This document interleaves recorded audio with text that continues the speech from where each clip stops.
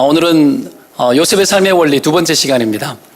요셉의 인생을 통해서 우리가 얻을 수 있는 큰 교훈 중에 하나는 하나님이 함께하면 시련 속에서도 형통할 수 있다는 겁니다. 할렐루야. 하나님이 함께하면 시련 속에서도 형통한다는 거죠. 요셉은 이것을 믿었어요. 그리고 자기 삶의 원리로 여기고 살았습니다. 오늘 본문 9절 10절에 이렇게 이야기하죠. 하나님이 그와 함께 계셔 그 모든 환난에서 건져내사 애굽 왕 바로 앞에서 은총과 지혜를 주심에 바로가 그를 애굽과 자기 온 집의 통치자로 세웠느니라. 오늘 이렇게 말씀하죠. 요셉의 삶에는 환난이 너무 많았습니다. 어려움이 너무 많았어요. 그래서 본문도 그 모든 환난이라고 표현을 하죠.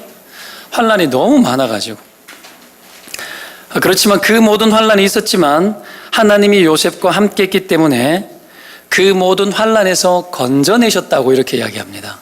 하나님이 그와 함께 하셨기 때문에. 여기 건져내다라는 단어는 여러분 직역을 하게 되면 가깝게, 본문에 가깝게, 원어에 가깝게 직역을 하면은 밖으로 들어올리다라는 뜻이에요. 그럼 요셉은 어떻다는 얘기입니까? 어느 곳 안에 어떻게 해요? 나가 떨어졌다는 얘기죠, 지금. 그런 환난이 요셉의 인생 가운데 끊임없이 있었던 거죠. 우리가 알다시피 요셉의 환난은 구덩이에 빠지는 인생이었죠. 형제들에게 도시락 배달 갔다가 형제들이 광야 구덩이에 던져버렸죠. 죽이려고 했었는데 미디안 상인들이 지나갈 때 팔았죠. 은 20냥에 팔아버리죠. 그리고 팔려가지고 애굽으로, 창세기 39장 1절에는 요셉이 애굽으로 내려가며 이렇게 나옵니다. 테이크 다운 이렇게 나옵니다. 뭐 의도적으로 그랬는지는 모르겠지만 애국 갈 때는 성경은 항상 내려간다고 표현을 해요. 하여튼 내려가는 인생, 내리막길 인생. 그리고 노예 삶을 살게 되고 거기에서 누명을 쓰죠. 그리고 깜빵으로 또 다운. 계속해서 내리막길 인생을 걷게 되는 겁니다. 여러분, 내 인생에 이런 내리막길 인생이 주어질 때 누구든지 내 인생은 비관적이라고 생각할 겁니다. 내 인생은 왜 이렇게 안 풀어지지? 나는 왜 이렇게 안 되지? 내 인생에는 언제쯤 웃을 날이 오게 될까? 언제쯤 우리 가정에는 웃음꽃이 피고 좀 행복할까? 여러분, 이런 생각들. 저는 어릴 적에 그런 생각을 하고 살았습니다. 얼굴 붉히지 않는, 행복은 둘째고 제발 좀 싸우지 않았으면 좋겠다. 안 싸워, 큰 소리가 없는 가정이 언제쯤 내게 펼쳐질까? 여러분, 소박한 꿈 아닙니까? 우리가 대단한 것을 구합니까? 고래등 같은 교화집에서 멋있게 한번 살아보겠다고 그런 꿈을 구하지 않았어요. 그냥 언제쯤 우리 집은 좀 조용해지지? 그런 거. 여러분, 태어났더니 가난했어요. 나의 선택권이 없었습니다. 부모에 대한 선택권도 없죠. 태어났더니 가난했고, 태어났더니 아버지는 앞을 못 보는 분이고, 태어났더니 여러분 싸우고 있었어요. 어릴 적부터 싸우는 소리가 들렸어요. 그냥 내 인생 가운데 이 가정의 이 어려움들이 언제 끝날지에 대해서 예측하기 힘들었죠. 희망과 절망 사이에서 끊임없이 질문하면서 이거 언제쯤 끝나지? 과연 나는 행복할 수 있을까? 이런 형편 속에서 제가 또 질병으로 사투를 벌이고, 나는 오래 살 수 있을까? 나는 결혼할 수 있을까? 막막하죠? 언제쯤 끝날 수 있을까? 여러분, 사실 우리가 희망이라고 하는 것은 알고 보면 굉장히 겸손하고 별게 아니에요. 그냥 이 어려운 시기가 언젠가 끝날 것이라는 것만 있으면 돼요. 그것만 있으면 우리는 살 수 있습니다. 그렇죠? 그러면 견딜 수가 있고, 그나마 그 속에서 웃음꽃도 피고 그나마 기대를 가지고 살 수 있지 않겠습니까? 문제는 이게 안 보이는 게 문제죠. 어느 때에 끝날 거라고, 종결될 거라고 아무도 말해주지 않아요. 그리고 우리 집안 식구들 이래 살면서 언제 우리 집 행복해질 거야 라고 아무도 말하지 않아. 말할 수가 없어. 왜요? 예측되지 않기 때문에. 아무도 말하지 않아요.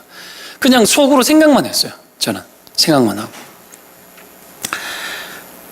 여하튼 이렇게 아무것도 보이지 않는 이런 구덩이에 빠진 인생에게 필요한 것이 뭐겠는가? 그건 하나님과 함께하는 삶이에요. 그런 시기 속에서도 하나님과 함께하는 삶, 우리에게 그것이 필요하죠. 하나님이 요셉과 함께 계셔. 오늘 성경 그렇게 기록합니다. 요셉과 함께 계셔서 그 모든 환난에서 건져내었다고 나옵니다. 그런 것처럼 우리도 하나님과 함께할 때 우리가 하나님과 함께할 때 하나님은 반드시 깊고 깊은 우리 인생의 구덩이와 오래된 삶의 문제들로부터 하나님께서는 우리를 밖으로 들어 올려줄 줄로 믿습니다. 요셉의 인생을 그렇게 하셨던 것처럼 이것이 우리의 삶의 원리처럼 되어져야 합니다. 하나님과 함께하는 것이 그렇게 할 때에 시련 속에서도 요셉이 형통한 것처럼 우리 인생의 시련과 어려움이 끝나지 않고 있지만 그 속에서도 형통할 수 있다는 걸 저는 믿습니다. 오늘 보면은 이렇게 환난 중에 형통한 요셉이, 어려움 중에 형통했던 요셉이 자신의 형통을 섬김으로 연결시키면서 살아가는 것을 또 다른 삶의 원리로 삼았다는 것을 기록합니다.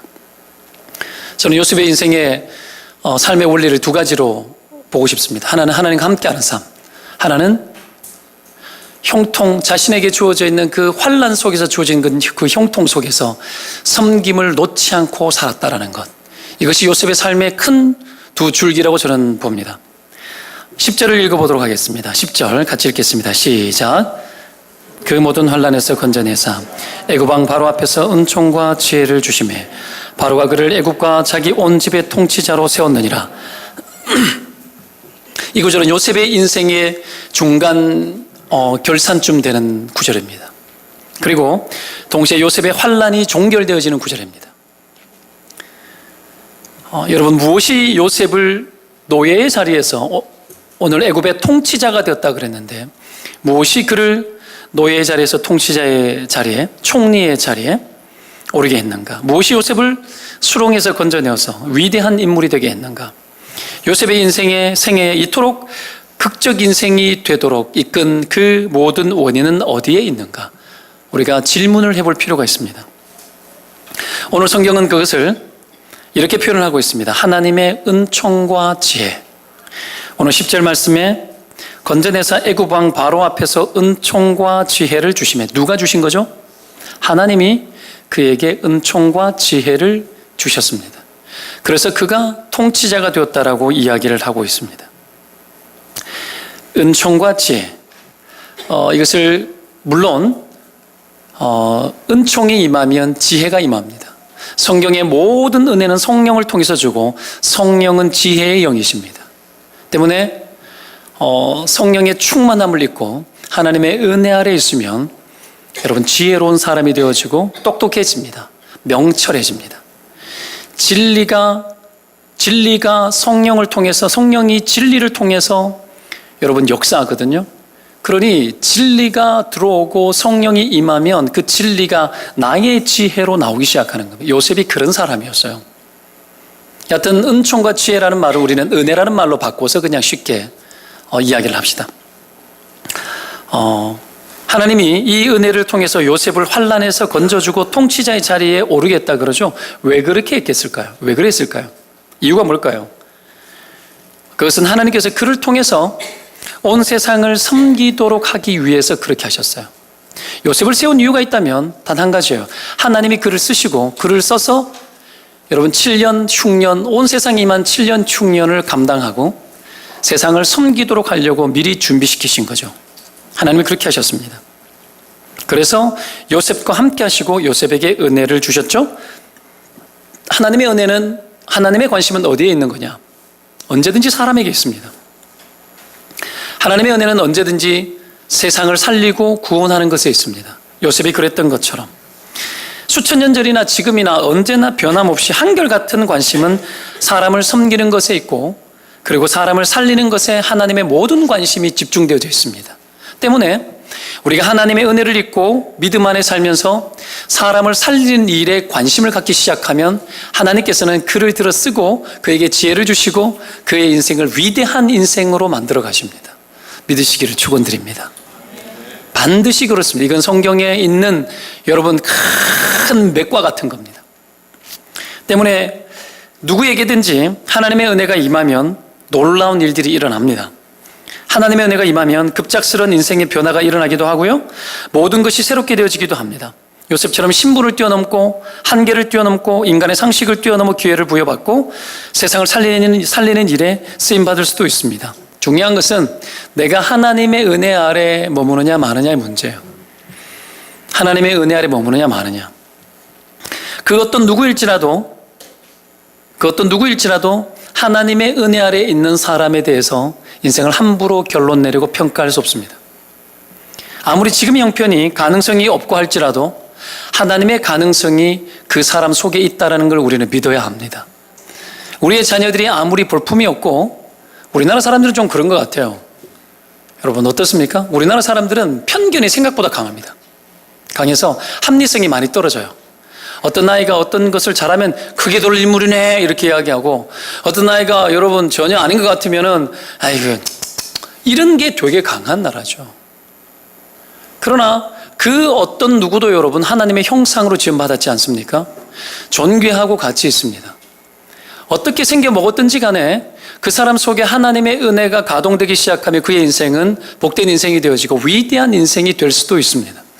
이걸 봐요. 교회가 이걸 못 보면 큰일 나는 거죠. 예수 믿는 사람들이 이걸 안 보면 큰일 나는 거죠. 세상 사람들이 흔히 말하는 것들과 똑같이 지배당하고 똑같이 종속되어지고, 그러니까 어떡합니까? 세상 풍조를 쫓고 세상의 방식을 쫓고 세상이 던져놓는 수많은 여러분 답이 아닌 수많은 답들, 정답 같아 보이는 짝퉁 같은 수많은 답들에 쏠려서 이거 하고 저거 하고 이거 하고 저거 하다가 다 소진하는 거예요. 지혜는 사라지고 인생 피곤하게 되어지는 거죠. 분명히 말했죠. 우리나라 모든 교육부는 누가 뒤흔들고 있냐면 아줌마들이 뒤흔들고 있다고. 여러분 이렇게 바뀌는 거예요. 그러니까 하나님 안에서 하나님의 가능성이 각 사람마다 있음을 믿고, 여러분 우리가 세상의 교육들도 굉장히 중요하지만 하나님의 은혜가 아이 안에 들어가고 하나님의 지혜가 그 아이 안에 살아서 움직이도록 보는 거, 그거 보고 싶어 하는 거죠. 하나님 안에서 여러분 우리가 그걸 봐야 돼요. 아이들이 그렇게 되어질 때 그 아이가 위대한 하나님의 가능성이 있는 거예요. 그리고 쓰임받는 거예요. 세상 앞에 쓰임받는 것 중요하지만 하나님이 들어서 쓰시고 하나님 앞에 쓰임받는 것이 정말 중요합니다. 이게 안 되고 우리의 인생이 어떻게 형통해요? 요셉은 여러분 이리 쏠리고 저리 쏠리고 여러분 구덩이에 빠졌지만 하나님이 쓰시니까 그의 인생이 여러분 너무 멋지지 않습니까?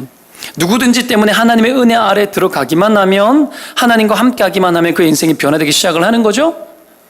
여러분 이런 가능성을 가지고 서로 보는 거죠. 나이가 좀 들었어요. 지금 나이가 좀 들고 내 인생은 많이 결정되어졌어요. 사회적으로 결정되어졌고 이제 뭐 그냥 아이 길러내고 그냥 이렇게 살 수 있어요. 그러나 여러분 하나님의 가능성이 있어요. 하나님이 나를 통해서 사람을 섬기고 여러분 세상을 구원하고 하고 싶어하는 그런 하나님의 근본적인 뜻들이 내 안에도 있단 말이에요. 그것이 살아서 움직이도록 내 삶을 내어드렸으면 정말 좋겠습니다. 옆에 사람 축복합시다. 당신 정말 귀하게 쓰일 수 있습니다. 쓰이는 거죠. 쓰임 받아야지. 과거 실화입니다. 미국의 한 농장의 주인이 자기 집에 머슴이 있었는데 어여쁜 자기 딸과 머슴이 사랑에 빠진 거예요. 그걸 알고는 주인이 머슴을 쫓아버렸어요. 그런데 35년 뒤에 우연히 주인이 창고를 치우다가 머슴의 짐을 발견을 했는데 거기에 머슴의 이름이 쓰여 있었습니다. 그 이름이 누구냐면 미국의 20대 대통령 가필드의 이름이었어요.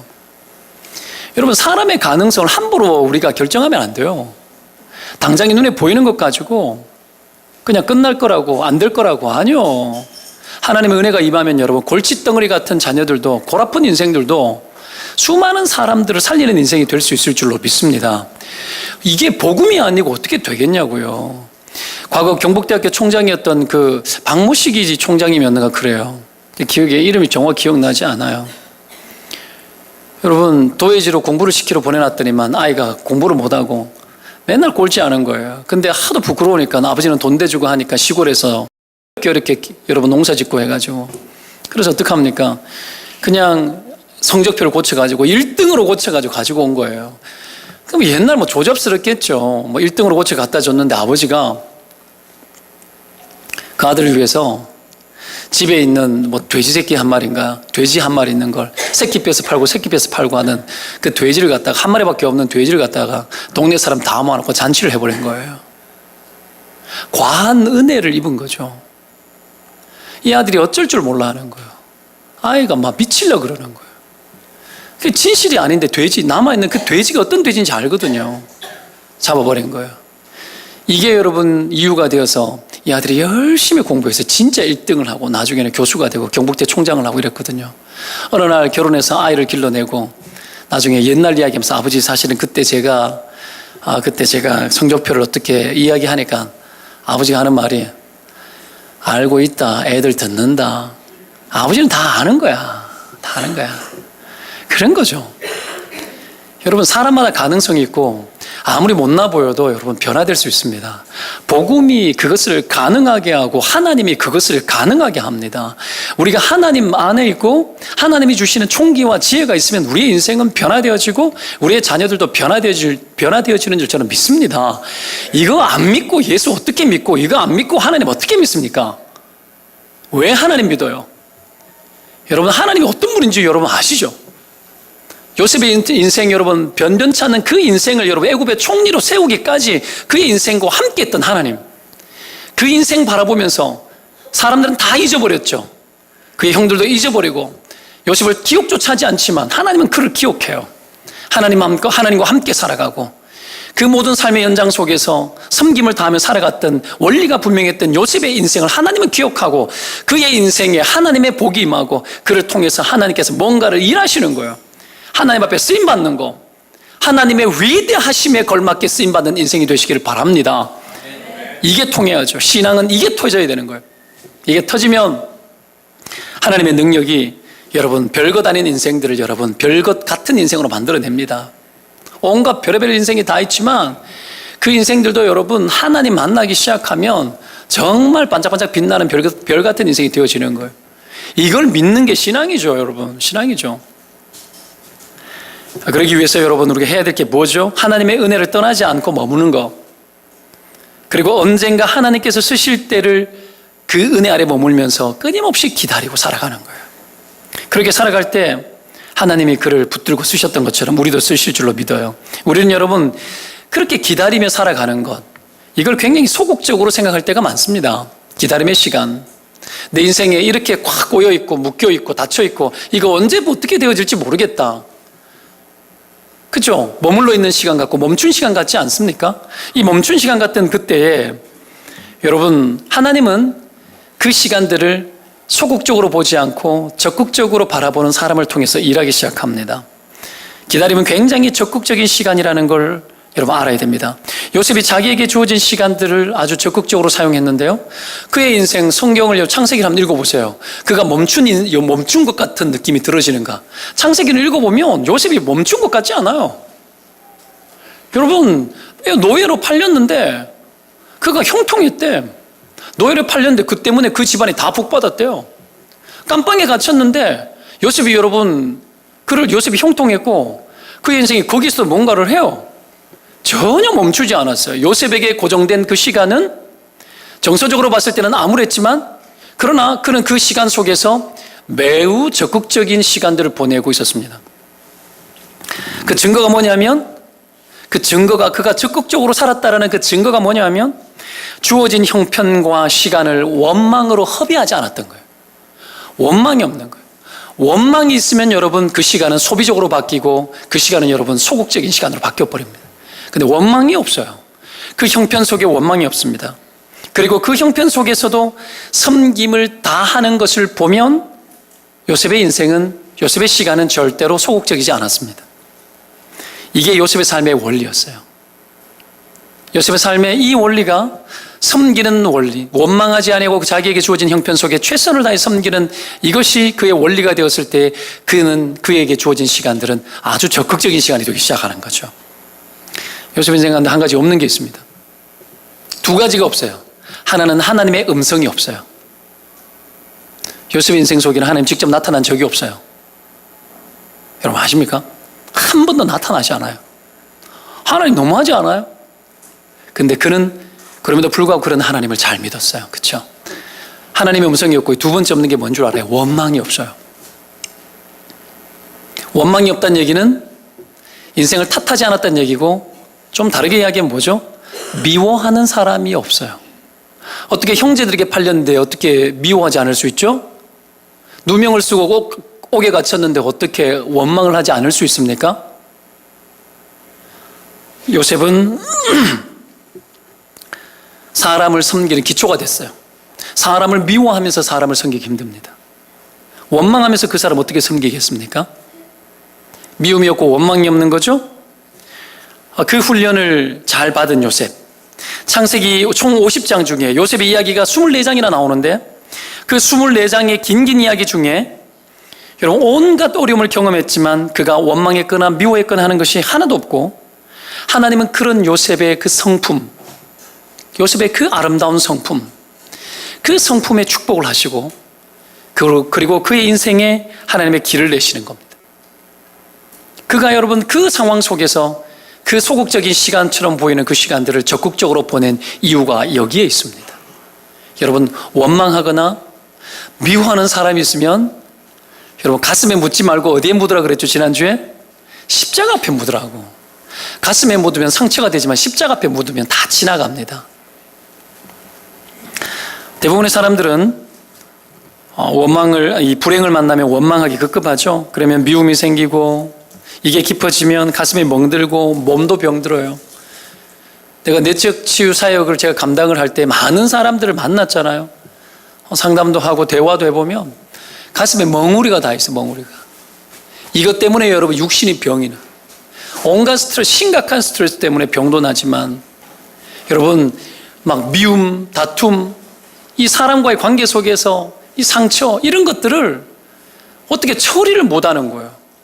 이걸 처리를 하는 게 어디다 처리를 하냐면은 가슴 속에다가 처리하는 거예요. 계속 내 가슴 안에 막 처리하는 거예요. 그러니 온몸이 병들어요. 그러니까 근거 없는 병들이 막 생기는 거예요. 쓸데없는 두통이 오고 장이 꼬이고 전혀 이유가 뭔지 모르는데 아픈 거예요. 머리가 고혈압이 올라가고 막 이런 일이 막 생기는 거예요, 여러분. 원인 없는 것 같지만 원인이 다 있는 거죠. 이런 일들이 일어나고요. 때로는 무기력해지고 분노로 일하게 되고 때로는 충동적으로 내키는 대로 막 살 수도 있습니다. 되는 대로 되라 이런 식으로. 어떤 사람은 이 고통을 여러분 극복하기 위해서 찾아낸 방법이 뭡니까? 충동이 중독으로 바뀌는 거예요. 중독으로. 그래서 약물을 의존하고 여러분 알코올을 의존하고 온갖 여러분 쾌락적인 것들을 통해서 의존적으로 살아갑니다. 이걸 건강하게 못 보낸 사람이 성공을 하잖아요. 어떤 일이 벌어집니까? 성공의 그 쾌락을 여러분 이 충동적인 것과 그리고 중독적인 것으로 보내버리는 사람이 많습니다. 건강하게 인생의 고난을 지나가면 성공을 하더라도 위험하지 않아요. 근데 건강하지 못하게 인생의 성공을 거둔 사람들은 올라가면 그때부터 시작해가지고 곤두박질 쳐요. 그러니까 여러분 로또의 인생을 의지하고 살았던 사람들이 로또 벌어가지고 대박 터뜨려가지고 그의 인생이 잘된 사람 케이스를 거의 못 봤습니다. 막 망가지는 거예요. 더 망가지는 거예요. 쾌락적으로 가는 거죠. 왜? 인생의 그 고통을 어떻게 하면 내가 보상받고 싶거든요. 그래서 막 쓰는 거예요. 막 쓰는 거예요.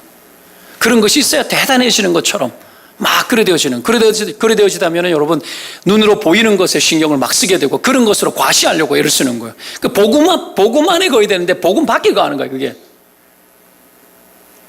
전혀. 제가 2001년 산 산타페를 타잖아요. 누가 하나 중고를 어떻게 구해 주셔가지고 줬는데 고치는데 500만 원 들었어요. 지금까지. 되게 우습죠. 그래도 되게 소중하게 아끼고 사랑합니다. 그거 탄다고 해가지고 내가 내 자존심이 상할 이유가 전혀 없어요. 좋아요. 차 바꿔야 되겠다. 맨날 고장나고 이러는데 앞으로 한 5년은 더 탈 수 있을 것 같아요. 여러분 그게 아니면 내적 자아가 충실하지 못하면 그런 것이 아닌 다른 것에 계속해서 어떻게 하면 다른 것으로 자기의 품위를 만들어 가려고 하는 거예요. 상대적인 것에. 그 병든 거예요. 병든 거. 그게 주어지지 않으면 힘들고 어려운 거죠. 그러니 성공하게 되면 그런 사람은 어떤 일이 벌어집니까? 성공하게 되면 자기 있는 성공을 가지고 쾌락을 위해서 써버리는 거예요. 여러분 그릇된 성공이죠. 자, 근데 요셉은 그렇게 하지 않았습니다. 그 나쁜 환경 속에서도 원망하지 않고 훌륭하게 살아내죠. 신부는 노예였는데 그의 태도는 귀족 같았어요. 그의 태도는. 환난을 이겨내는 태도가 품위가 있었습니다. 노예로 있었지만 전혀 꿀림이 없었습니다. 보디발의 아내가 잠을 자자고 그렇게 요청하는데 한방 인생 아닙니까? 그 한방 인생을 잘 보내주면 평생 편하게 살 수 있지 않겠습니까? 그렇죠? 멋지지 않아요? 근데 거절하죠. 굉장히 품이 있습니다. 내가 어찌하여 이 큰 죄를 하나님께 득죄하겠냐고. 노예였는데 여러분 귀족의 사고방식을 뛰어넘는 여러분 정제된 태도와 여러분 품격 있는 태도가 그에게 있었습니다. 이게 여러분 멋진 거예요. 그리스도인의 삶이 이래야 합니다. 똑같이 흥분하고 똑같이 여러분 이리 쓸리고 저리 쓸려 다니면서 그렇게 사는 것이 그리스도인의 삶은 아니라는 거죠. 하나님의 은혜에 붙잡혀서 내 심령 안에 여러분 이 경건성의 도도함이 있어야 합니다. 여러분 품격이 있어야 되고 품위가 있어야 됩니다. 쓸데없는 것에 쓸려다니지 말아야 되는 거죠. 어떻게 이럴 수 있겠는가? 그 비결이 뭐겠는가? 여러분, 그가 하나님과 함께 했기 때문에 그래요.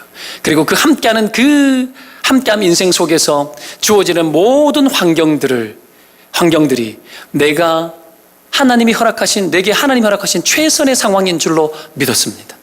그리고 그 상황 속에 최선의 상황이었기 때문에 그는 그 속에서 최선을 다하여서 사람을 섬깁니다. 뭔가를 움직입니다. 역동이 있습니다. 그에게 주어진 작은 형통과 복이 있을 때에 그것을 소모하거나 자기 명예를 위해 쓰지 않고 그것을 어떻게 합니까? 또 다른 섬김을 위해서 쓰기 시작하고. 여러분, 이 노예의 신분으로 있으면서 그런 품위 있는 인생을 살았죠. 왜 이렇게 품격 있게 섬기게 되었는가? 사람들은 여러분 이익을 쫓아 행하거든요. 당장 눈앞에 좋은 거, 내가 이렇게 하면 하나님이 좋아할 거야. 내가 이렇게 하면 하나님이 칭찬할 것 같고 축복해 주실 것 같아. 이렇게 해도 되게 훌륭한 거예요. 어떤 우리가 섬김을 할 때도 그렇게 해도 훌륭한 겁니다. 근데 요셉의 삶은 그걸 뛰어넘었습니다. 그게 뭔 줄 아십니까? 그에게 도리가 있었습니다. 도리. 어떤 이득과 충동에 의해서 움직이지 아니하고 신자의 도리가 있었던 거예요. 하나님을 믿는 사람으로서의 도리가 있었던 겁니다. 이익과 계산에 매이지 아니하고. 여러분, 이 도리 안에서 품위가 나왔습니다.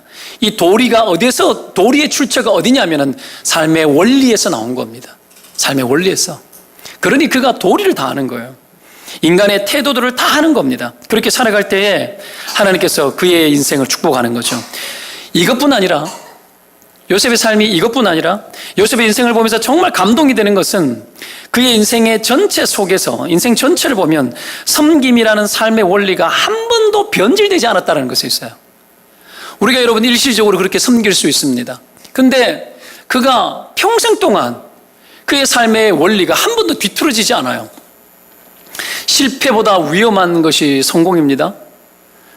여러분, 흉년보다 위험한 것이 풍년이에요. 역경보다 위험한 것이 여러분 인생의 순경을 만날 때가 더 위험합니다. 선줄로 알거든 넘어질까 조심하라 그랬죠. 하나님은 여러분 교만한 자를 대적한다 그랬죠. 잘 될 때가 위험한 거지 잘 안 될 때는 여러분 위험하지도 않아요. 잘 될 때가 위험한 거죠. 요셉의 이 놀라운 점은 그가 애굽의 총리가 되었을 때 나타나기 시작을 하는 거죠. 그야말로 대단한 성공을 거두었음에도 불구하고 자신의 철학과 삶의 원리가 흔들림 없이 여러분 딱 버티고 있는 거죠. 지금까지 살았던 삶을 한번 뒤돌아보십시오. 얼마나 고통이 많았습니까? 고통에 대해서 보상받고 싶지 않을까요? 지나간 여러분 10대 때, 20대 때 그 모든 시간들이 다 여러분 노예로 그리고 그 청춘이 깜빵에서 보내지지 않습니까? 그리고 총리가 되었는데 그 여러분 보상 심리가 있지 않습니까? 이게 심해지면 여러분 같으면 어떻게 하겠습니까? 보디발부터 찾아가지고 멱살 거머쥐지 않겠습니까? 힘이 있으면 여러분 어떻게 하겠습니까? 애굽에서 가나안까지 여러분 병거 타고 가면 지척인데 가가지고 여러분 형님들 자기를 팔아먹는 형님들한테 가가지고 떵떵거리면서 여러분 큰 소리 해대고 여러분 족치면 되지 않습니까? 그럴 수 있잖아요. 이 안에 원망이 없고 그가 그런 높은 자리에 올라갔음에도 불구하고 그가 전혀 위험하지 않았어요. 여러분 이걸 잘 보여주는 장면 창세기 41장 46절인데요. 제가 읽어드릴게요. 요셉이 애굽 왕 바로 앞에 설 때에 30세라 그가 바로 앞을 떠나 애굽 온 땅을 순찰하니 총리가 되었는데 바로 앞을 떠나서 애굽 땅 순찰하러 가버립니다. 일하러 가버리는 거예요. 일하러. 여러분, 샴페인을 너무 일찍 터뜨리는 게, 여러분, 원한이 많은 사람은 샴페인을 일찍 터뜨립니다. 높은 자리에 너무 오래 머물지 말아야 되는데, 사람들은 높은 자리에 오랫동안 머물기를 좋아합니다. 왕좌를 좋아합니다.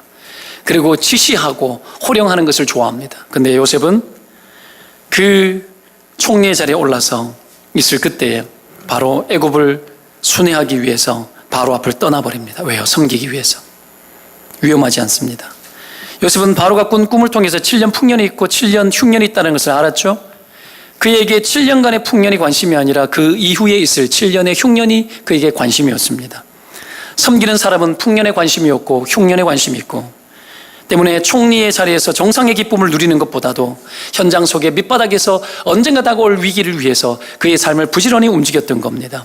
13년 동안의 노예 생활을 정리하고 그 시간들을 여러분 아파하면서 그것을 회복하기 위해서 그 아픔들을 여러분 그 누리고 싶은 10대 때 보호받지 못했던 그 아픔의 시간들, 20대 때 청춘의 때 여러분 꿈을 꾸고 그리고 연애를 하고 사랑을 하며 멋지게 인생을 보내는 모든 시간들을 깜빵에서 보냈던 그 피폐해질 수밖에 없는 그 시간들 속에서도 여러분 피폐함이 없고 도도하게 자기 자리를 여러분 지켜내고 정상의 자리에 있을 때도 그 자리가 자기 자리라 여기지 아니하고 자기 자리는 섬김이 있는 자리가 자기 자리라고 여기고 그의 삶의 원리가 작동되기 시작합니다. 이것이 살아야 신자의 삶이 품격이 있습니다. 이것에 붙들려 살아가시기를 주의 이름으로 축원드립니다. 이것이 없는 삶은 힘이 없습니다. 붙들린 인생, 붙잡힌 바 된 인생이 되어져야 됩니다. 뭔가 붙들리고 뭔가 붙잡혀서 그것이 내 삶의 원리가 되어지고 이것이 다인 것처럼 살아가는 것. 그래야 우리의 인생이 여러분 흔들림이 없는 거죠. 단란한 가정 이루고 좀 어떡합니까? 그냥 맛있는 거 많이 먹고 여행 좀 많이 다니고 막 얼마나 좋아요. 제가 왜 내가 목사가 됐는지 내가 한 번씩 후회는 아닌데 한 번씩 내가 좀 미안할 때가 있어요. 우리 아내가 막 좀 숨 좀 쉬게 해달라고. 막 아이가 원래 우리 막내를 위해 가지고 그랬죠. 에버랜드를 우리 막내가 지금 12살입니까 원래? 12살인데 아주 어릴 때 한 번 에버랜드 가고 7년 만에 에버랜드를 처음 갔어요. 그 시간도 없는 거야. 아내가 숨쉬게 해달라는데 숨 쉬고 있잖아 이렇게밖에 말 못해요. 이 숨쉬게 해달라는 말이 어떤 말인지 알죠? 나를 좀 어디 좀 데리고 가달라는 거야. 그게 잘 됩니까? 데리고 가려면 애새 딸리죠. 애새 데리고 가가지고 숨 쉬어지나? 둘만 가자니 애 때문에 두고 갈 수가 있나요? 그런 시간도 없죠. 여유도 없고. 자, 우리가 이렇게 빠듯하게 인생을 살아가요. 빠듯하게. 저만 그럴까요? 대부분의 사람들은 그렇게 많이 살아갑니다. 원함은 있으나 잘 되어지지 않고, 그러나 원함보다 중요한 게 뭡니까? 붙들림이에요. 내가 하나님 앞에 뭔가 붙들려 인생을 살아가는 게 중요합니다.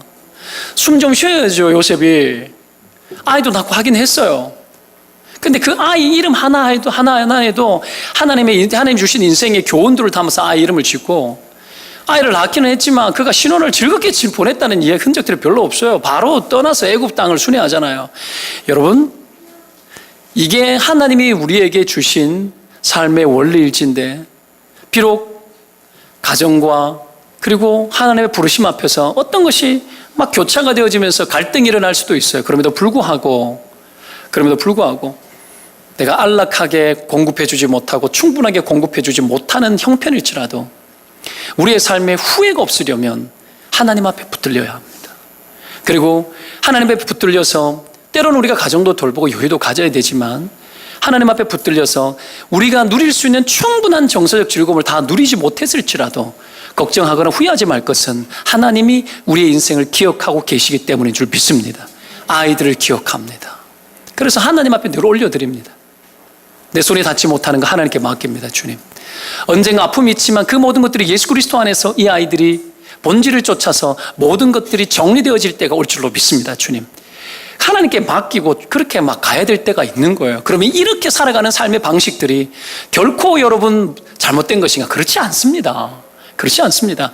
때로는 그리스도 때문에 고난도 당하고 하나님 나라와 섬기는 일들 때문에 때로는 내가 하고 싶고 누리고 싶은 일들을 접어야 될 때도 있습니다. 그 고귀한 것들, 이 고귀한 것들, 이 시대가 원하지 않는 것들, 이 고귀한 것들에 대해서 우리는 여러분 오히려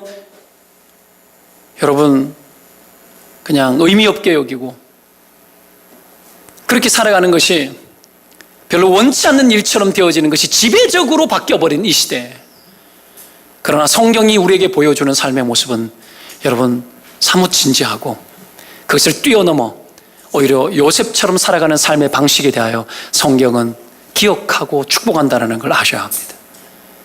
여러분 이런 이야기들은 좀 부담되어질 수 있을지 모르겠지만 이게 진리이고 이게 사실입니다. 여하튼 섬김의 도리가 그의 삶의 바탕이었기 때문에 그는 한 번도 이것이 바뀐 적이 없습니다. 자기의 삶의 도리를 다하여 그렇게 사명을 다 감당했습니다. 자기의 성공과 유익을 쾌락을 위해서 쓰지 않았죠. 하나님이 그를 그 자리에 세우신 이유는 그 자리에 버티라고 세운 것이 아니라 그 자리에 맞는 고난을 백성들을 위해서 써라고 섬기라고 주신 거겠죠. 이렇게 변함이 없는 섬김의 도리를 다 하기 위해서 여러분 그는 그 높은 자리에서 내려와서 살았습니다. 모든 성공을 여러분 하나님을 섬기고 밑바닥에서 살아가는 섬기지 않으면 살아갈 수 없는 절대 다수의 사람들을 위해서 그렇게 살아가는 것에 여러분 자기 인생을 투자하는 사람을 하나님께서 기뻐하시고 그렇게 쓰신다는 걸 믿으시기 바랍니다. 본문 12절부터 한번 보겠습니다. 12절부터 14절까지를 보도록 하겠습니다. 시작. 야곱이 애굽에 곡식이 있다는 말을 듣고 먼저 우리 조상들을 보내고 또 재차 보내매 요셉이 자기 형제들에게 알려지고 되고 또 요셉의 친족이 바로에게 드러나게 되니라. 요셉이 사람을 보내 그의 아버지 야곱과 온 친족 75사람을 청하였더니 창세기에 보면 7년간의 어마어마한 풍년을 단 한 구절로 기록합니다. 창세기 41장 53절에 이렇게 기록합니다. 제가 읽어드립니다. 애굽 땅에 7해 풍년이 그치고 그 7년 동안의 그 풍년을 좀 기록해야 되는 것 아닙니까? 근데 성경은 이렇게 끝내버립니다. 애굽 땅에 7해 풍년이 그치고 성경은 풍년을 기억하지 않고 풍년 이후에 흉년의 때를 여러 장에 걸쳐서 기록합니다. 흉년의 때에 스토리가 만들어집니다. 흉년의 때에 하나님의 사람, 믿음의 위대한 영웅들이 나오기 시작합니다. 하나님은 흉년을 통해서 인생의 드라마를 여러분 써내려 가시는 분이십니다. 풍년이 아니라 흉년을 통해서 하나님의 위대한 섭리와 계획들이 여러분 나타나는 거죠. 우리가 읽었던 12절, 14절, 방금 읽었던 12절부터 14절을 보는 바와 같이 흉년의 때에 여러분 요셉을 통해서 모든 애굽의 풍요로움들, 7년 풍년 동안 준비했던 모든 것들을 세상 가운데 풀기 시작하죠. 바로에게 사람들이 찾아옵니다. 근데 바로가 이렇게 말합니다. 요셉에게로 가라. 요셉에게로 가라. 그가 대안이다. 그를 통해서 모든 일들이 풀어지는 줄로 여러분 이 바로는 알았습니다.